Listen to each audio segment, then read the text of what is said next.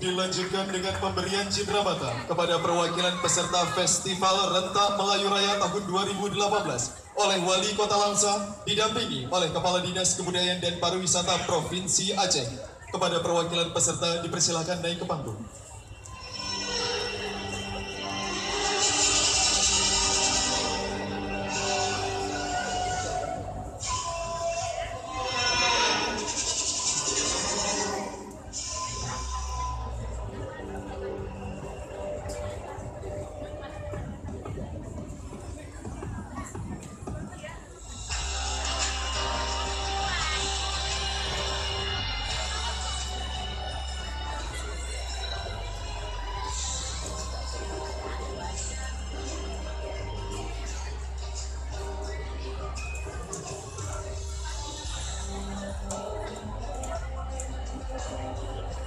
Inilah dia penyerahan Cindramata Festival Rentak Melayu Raya tahun 2018 oleh Wali Kota Langsa didampingi oleh Kepala Dinas Kebudayaan dan Pariwisata Provinsi Aceh.